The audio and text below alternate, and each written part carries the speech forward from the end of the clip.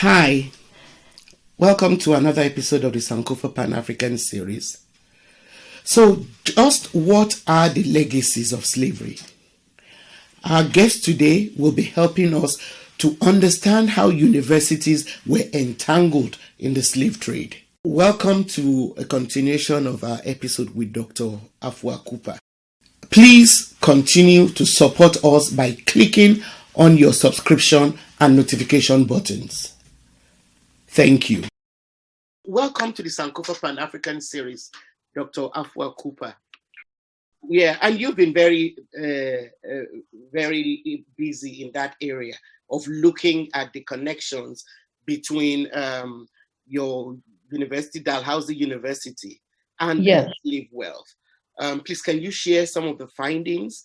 I know that you identified 5 specific ways, in which Dalhousie University was entangled with the slave trade. Yes, definitely. So in 2019, we released a report on Lord Dalhousie's history on slavery and race. So the university where I teach, which is called Dalhousie University, it was named after Lord Dalhousie, who was the governor of Nova Scotia from 1816 to 1820. He was from Scotland. He was a soldier. He's a veteran of the Napoleonic Wars. He reached the highest rank in the British Army, general. And so after the wars were over, he came to Nova Scotia in 1816 to take up the governorship. And so during that time, the university was founded, and it was named after him. The university was founded in 1818.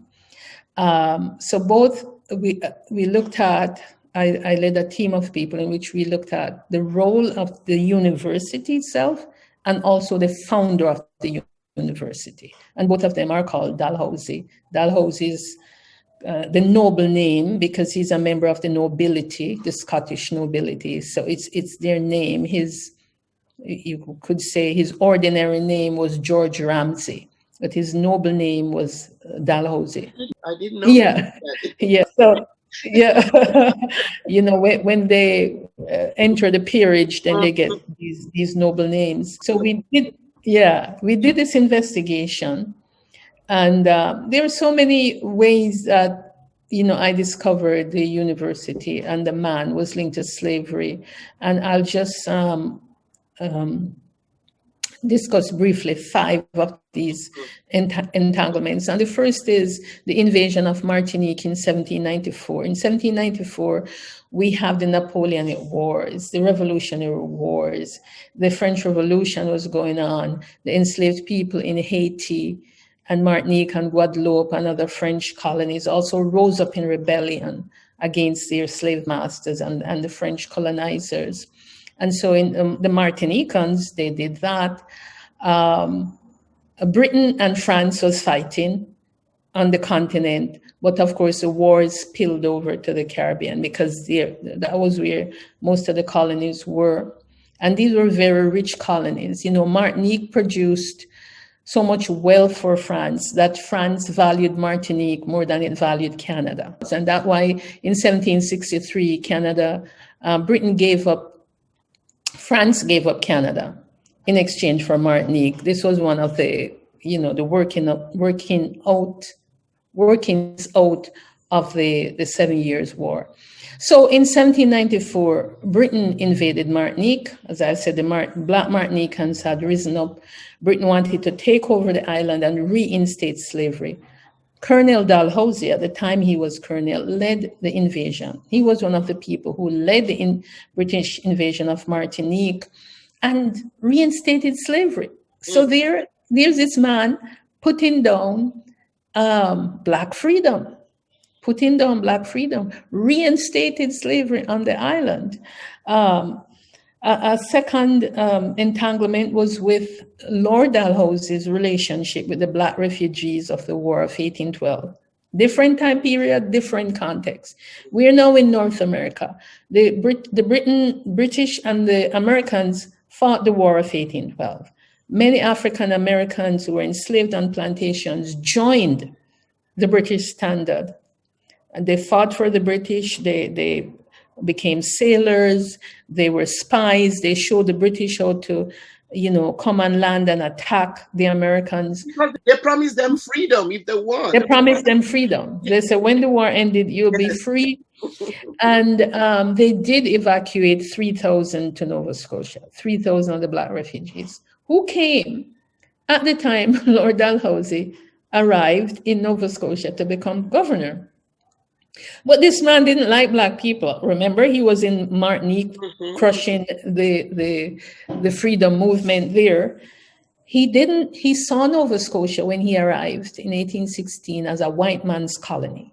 He said, I don't want these Black people here. I want white settlers to come from Scotland and England and Wales and Ireland and even Germany and Switzerland. I don't want these Black people. So he tried to deport them.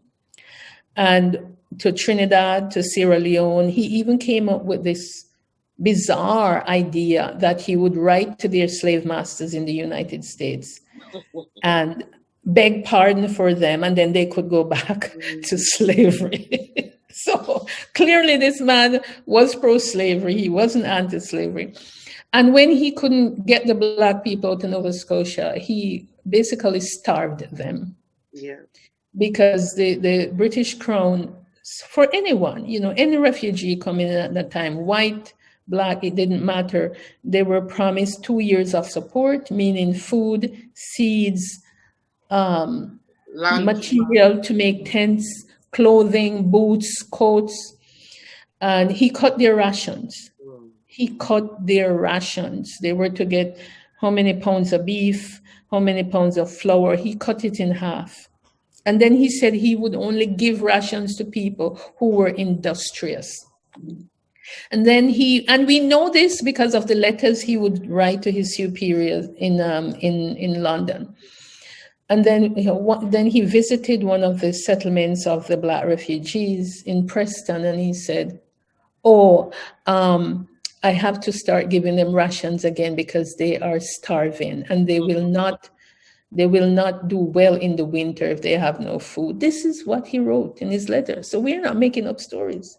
So he starved the Black refugees when they wouldn't leave, when they wouldn't go willingly to the places he wanted them to go. And eventually 95 of them in 1820 did leave and go to Trinidad. I think they all should have left, actually.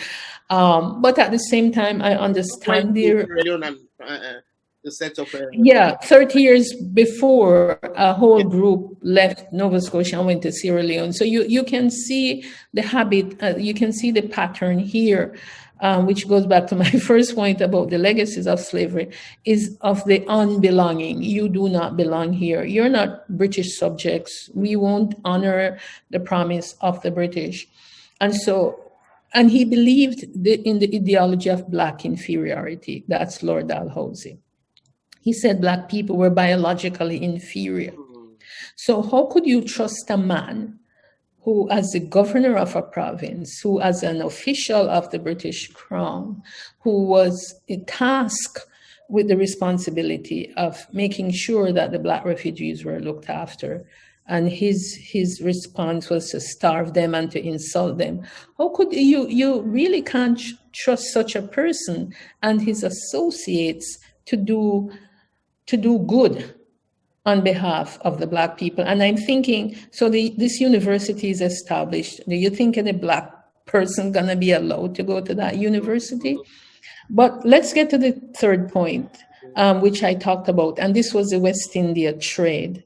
When I talk about the commercial link between the maritime colonies and the Caribbean colonies. So and it was premised on the saltfish and the rum trade, right? So many Halifax merchants and mercantile families made their fortunes from the West Indian trade. Some of them were connected to the university.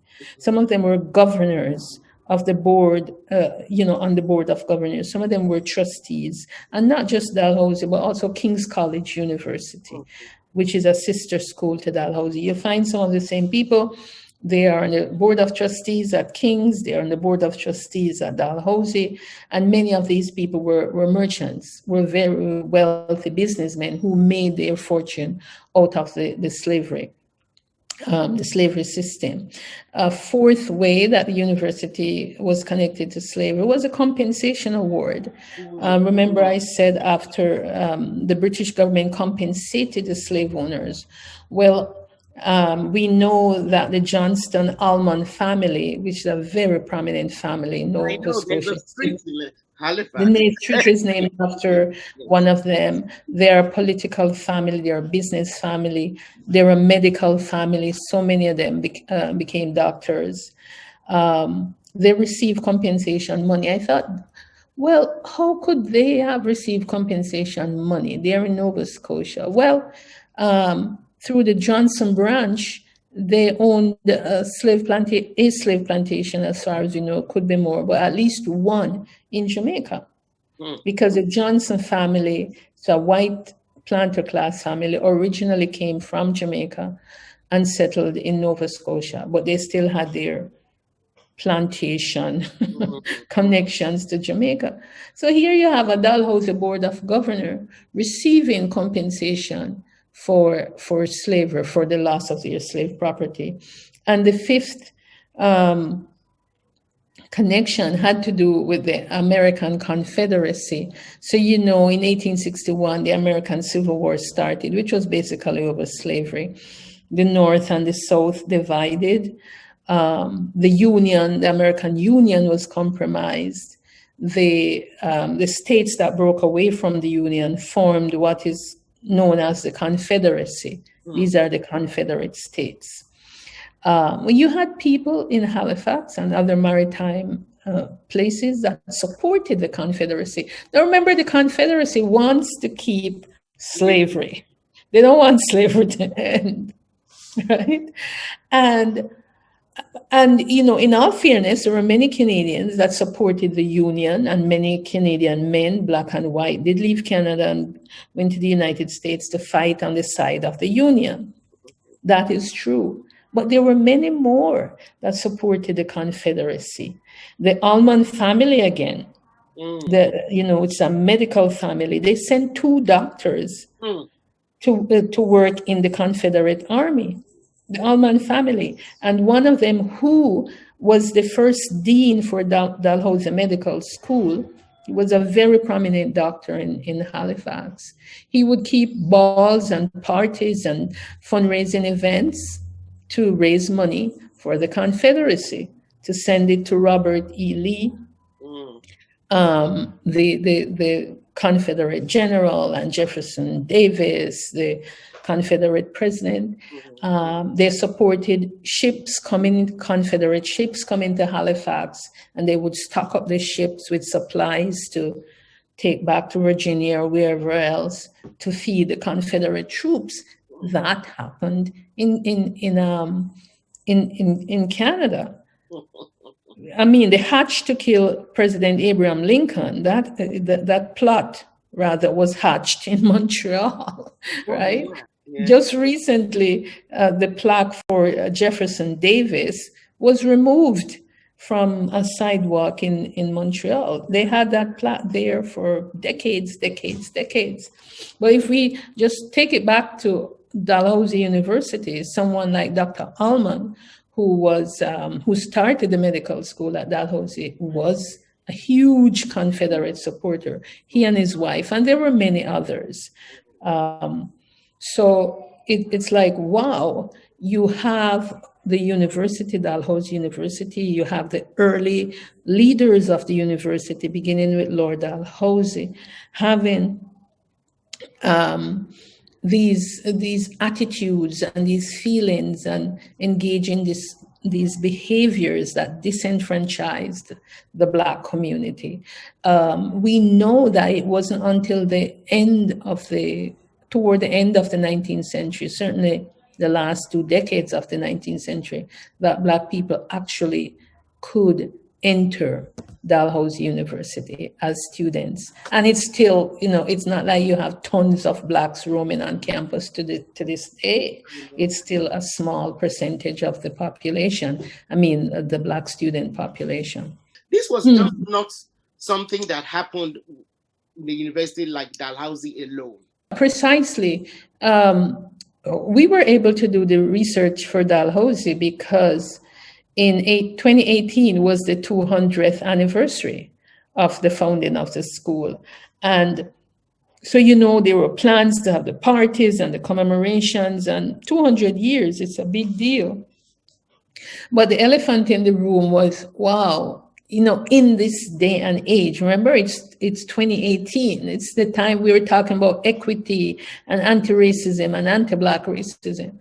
So to just have this anniversary be one big celebration, celebrating Lord Dalhousie, when that guy was a racist, a true anti-Black racist. And so that didn't sit well with a lot of us. And, we had a Black faculty and staff caucus. We met with the president and we said, hey, the commemoration is great, but look it. Dalhousie was a racist. As a Black person, I couldn't just sit and participate in this commemoration without saying, this man harmed Black people.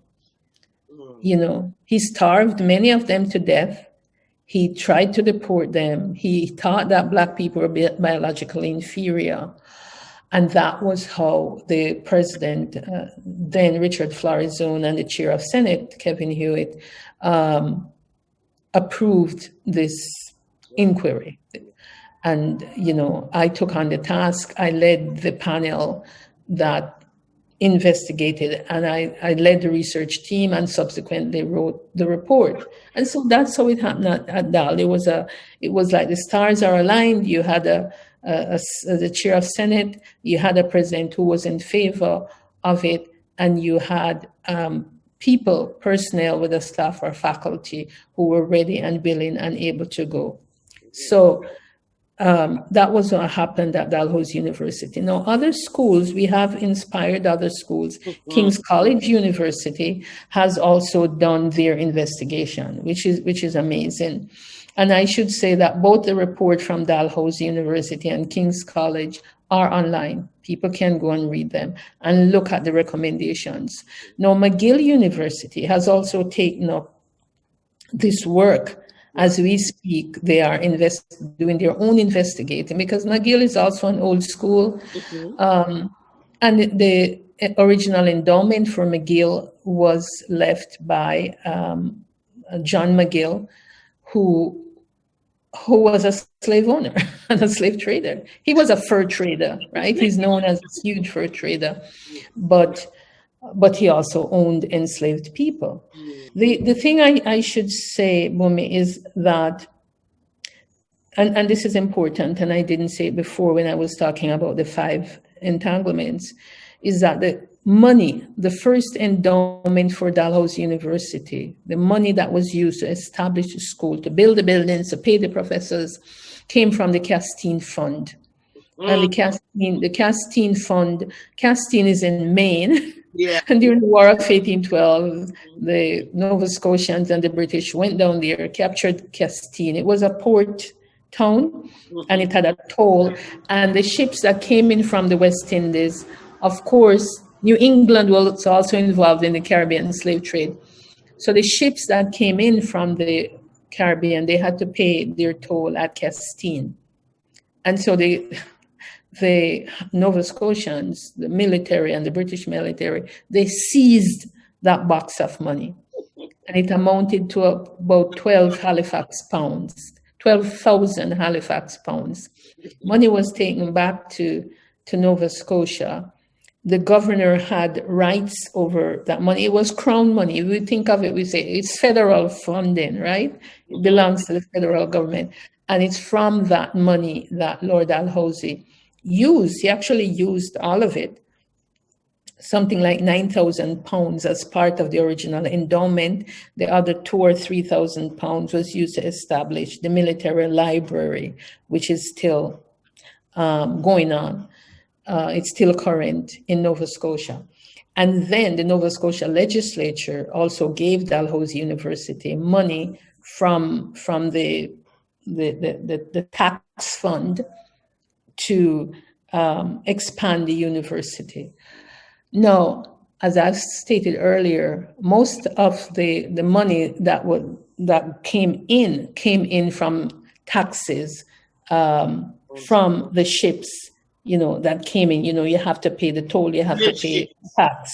Yes, came from the West India trade. So whether it was original endowment or subsequent monies, Dalhousie University got these monies really from the Caribbean, from Caribbean slavery.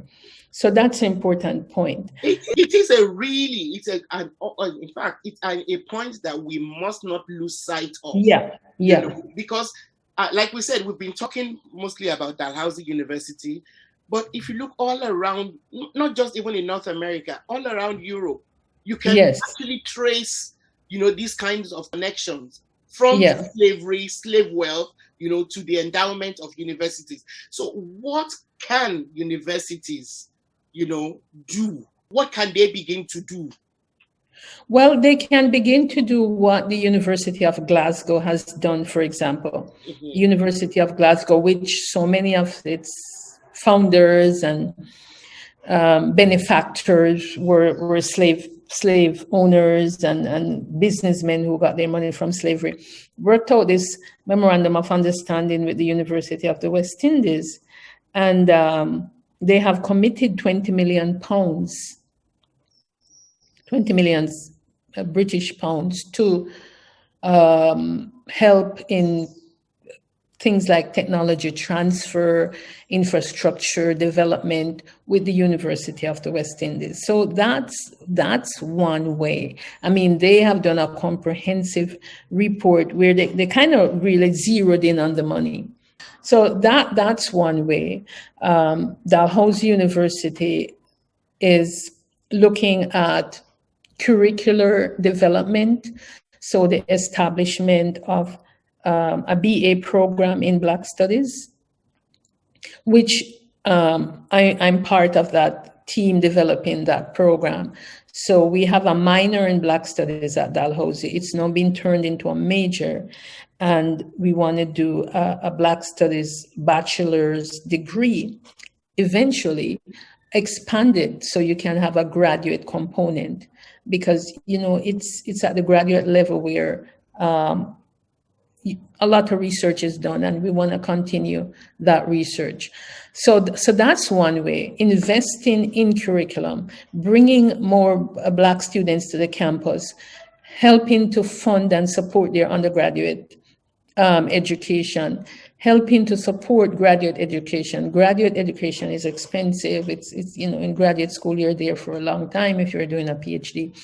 And we just had a whole bunch of scholarships at Dalhousie for Black students, whether they're African Nova Scotian, whether they're African, Caribbean people on campus, whether they're from Africa's international students. We just launched Sankofa scholarships, which is fantastic. And the initiative or these scholarships came out of the recommendations of the Lord Dalhousie report. We have 13 recommendations there.